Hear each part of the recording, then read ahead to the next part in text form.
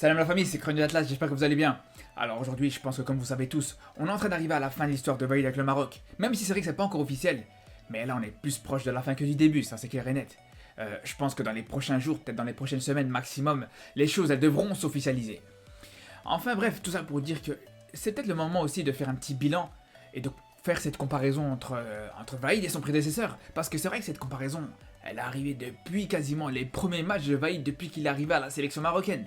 Bon, c'est vrai que vous étiez beaucoup à me demander de faire cette petite comparaison là. Et là, personnellement, je pense que c'est le bon moment. De toute façon, dans tous les cas, même si, imaginons encore une fois, Vaïd va à la Coupe du Monde avec le Maroc, même si par surprise, il va à la Coupe du Monde avec le Maroc, on sait que ça sera peut-être sa dernière compétition avec les Lions d'Atlas. Parce que, comme j'ai déjà dit plusieurs fois, imaginons les deux scénarios possibles, que Vaïd fasse une mauvaise Coupe du Monde, bien sûr qu'après ça il sera licencié, ça c'est clair.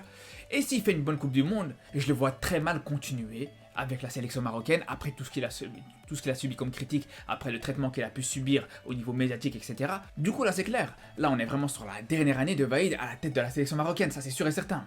Mais sinon, avant de commencer cette comparaison, comme d'habitude, n'hésitez pas à me donner, vous, votre avis en commentaire. N'hésitez pas à me dire, entre Vaïd Halilhodžić et Hervé Renard, lequel des deux sélectionneurs a été le plus convaincant avec le Maroc. Et comme d'habitude, je prendrai les commentaires les plus intéressants, que vous soyez d'accord ou pas avec moi de toute façon.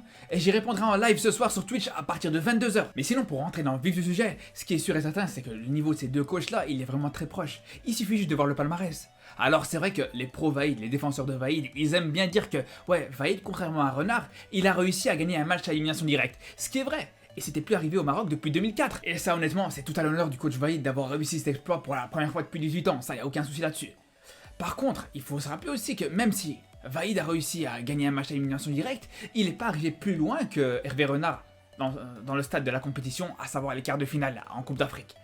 Ils ont tous les deux fait un quart de finale de Coupe d'Afrique, il n'y en a pas un qui a été plus haut que l'autre. Il y en a un qui a gagné un match à élimination directe, il y en a un qui a gagné un huitième de finale, c'est bien. Mais Hervé Renard en 2017 aussi, là, il était en quart de finale. À cette époque-là, le système de qualification était différent. À cette époque-là, quand tu passais la phase de poule, tu te qualifiais directement en quart de finale. Après, vous allez me dire, ouais, c'est pas la même chose, tu gagner une phase de poule ou gagner un huitième de finale, c'est pas la même chose. Pour moi, sincèrement, ça se discute. Parce que entre gagner un match contre le Malawi en huitième de finale et gagner un match contre la Côte d'Ivoire en phase de poule, pour le troisième match de phase de poule où t'es obligé de ne pas perdre, là honnêtement je trouve que ça se vaut largement. Et même d'un point de vue mathématique, à partir du moment où tu es qualifié en quart de finale, peu importe la manière, est-ce que tu as passé les phases de poule et tu es directement qualifié en quart de finale, ou alors est-ce que tu as passé plusieurs matchs à élimination directe, peu importe. À partir du moment où tu es qualifié en quart de finale, tu fais partie des 8 meilleures équipes du continent. Donc, l'exploit il reste le même, peu importe la manière. Enfin bref, vous allez me dire quand même malgré tout, voilà, on va accorder à Vaïd le fait qu'il a réussi cet exploit-là, qu'il a réussi à... Parce que réussir à gagner un match à élimination directe pour la première fois depuis 18 ans, c'est clair que c'est pas rien. Loin de là même. Mais il faut prendre aussi en compte qu'Hervé Renard aussi, il a son lot de records. Hervé Renard aussi, il a son lot d'exploits. Il a réussi à passer la phase de poule avec le Maroc pour la première fois depuis 13 ans. Et surtout, il a réussi à faire retrouver aux Lions de l'Atlas une qualification en Coupe du Monde pour une première fois depuis 20 ans, les gars. C'est quand même un truc de fou, c'était quand même incroyable. Et c'est pour ça que là, quand on voit ça, on a aussi cette sensation que quand Vaïd est arrivé, il y a eu une grande partie du travail qui a été prémâché. Et on peut se poser une question aujourd'hui, on peut se demander, est-ce que si Vaïd était arrivé directement en 2017, à l'arrivée d'Hervé Renard, est-ce qu'il aurait fait la même chose? Ça on ne sait pas savoir, personne ne peut savoir aujourd'hui. Et moi-même je ne peux pas rentrer dans ce procès d'intention-là. Mais il faut quand même reconnaître à ça que le contexte dans lequel est arrivé Vaïd, certes, c'est un contexte beaucoup plus favorable que le contexte d'Hervé Renard.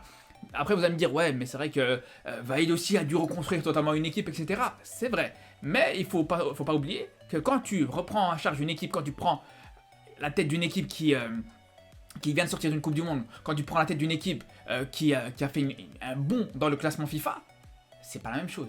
C'est pas la même chose parce que tu es favorisé dans les qualifications, tu es favorisé dans les choix des terrains, etc. C'est quand même à prendre en compte tout ça. Après, il y a aussi un autre critère sur lequel on peut comparer les deux sélectionneurs, c'est au niveau du management, au niveau de la gestion du groupe. Et là, c'est vrai que Vaïd, il est beaucoup critiqué à ce niveau-là. C'est vrai que souvent, on lui reproche le fait qu'il soit un petit peu trop sévère, un petit peu trop dur avec ses joueurs.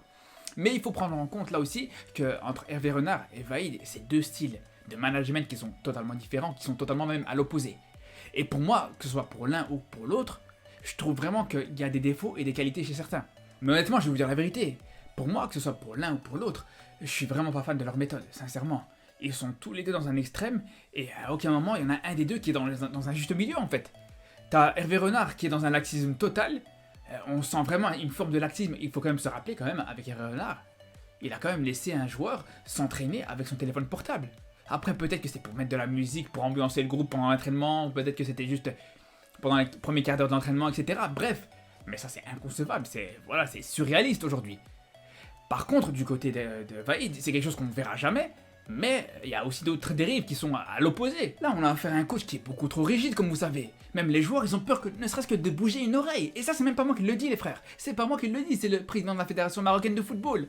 Le mec, en interview, il a clairement dit que dans cette équipe du Maroc, il la comparait à une maison où chacun faisait ses devoirs, chacun était assis correctement sur la chaise, la maison était propre, il n'y avait pas une poussière, mais ça manquait de vie, ça manquait d'animation. C'est le président de la fédération marocaine qui le dit, les gars. Et d'ailleurs, quand on voit ça, faut pas s'étonner qu'on n'ait jamais vu autant de conflits dans cette équipe nationale du Maroc que depuis l'arrivée de Vaïd.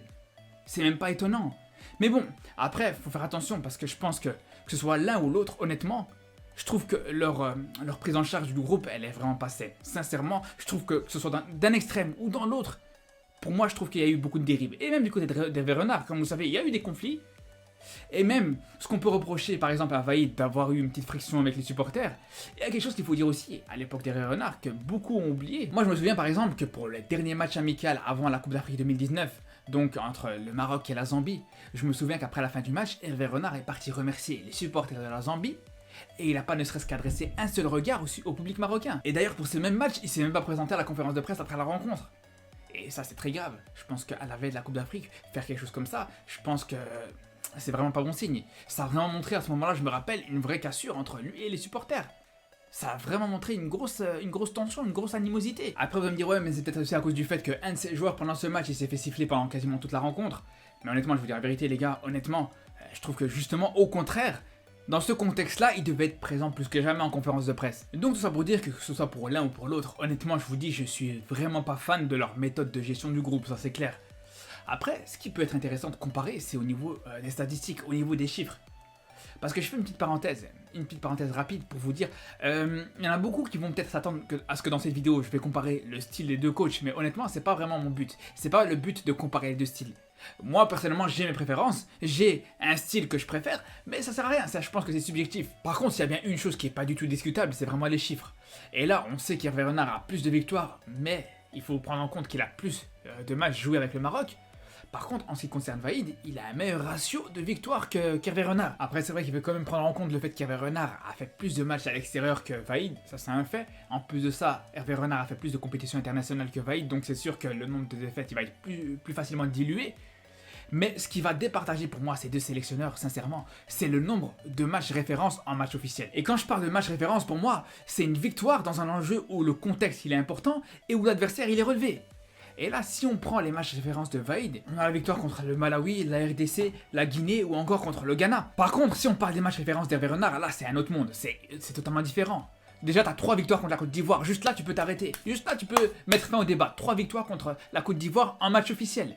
En Coupe d'Afrique, 2 fois en Coupe d'Afrique, et une fois en qualification pour la Coupe du Monde, pour les derniers matchs qualificatifs. On n'est même pas obligé de parler de la victoire 6-0 contre le Mali, ou la victoire 3-0 contre le Gabon à domicile. Alors que ce même Gabon-là, Vaïd a jamais réussi à les battre, sur les 2 matchs où il les a affrontés, dont une fois à domicile d'ailleurs. Donc, en termes de quantité et de qualité de match référence, là, Hervé Renard, c'est au-dessus, c'est clairement au-dessus. Après, c'est sûr que, encore une fois, au niveau de ces deux coachs-là, c'est vraiment un niveau qui est pour moi assez similaire, assez proche, sincèrement. Je vous dis, peut-être avec la qualité des matchs références, Hervé Renard, il prend le dessus. Mais il faut dire juste une chose, les gars, qui est hyper importante, c'est vraiment important, et j'insiste là-dessus, c'est que Renard ou Vaïd ont apporté énormément au football marocain. Là, quand on parle de ces deux coachs-là, c'est vraiment des problèmes de riches. Honnêtement, là, on a affaire à 2 sélectionneurs de très haut niveau, ça faut pas l'oublier, c'est vraiment important de se rappeler surtout de ce qu'il y avait avant eux, avec tout le respect qu'on a pour les sélectionneurs qui les ont précédés, mais voilà, c'était compliqué avant ça, c'était vraiment très compliqué. En tout cas, j'espère que vous avez aimé cette vidéo, n'hésitez surtout pas à me dire ce que vous en pensez, je serais vraiment curieux de savoir votre avis. En attendant, je vous retrouve ce soir en live à partir de 22 h sur Twitch, et surtout ici là, prenez soin de vous.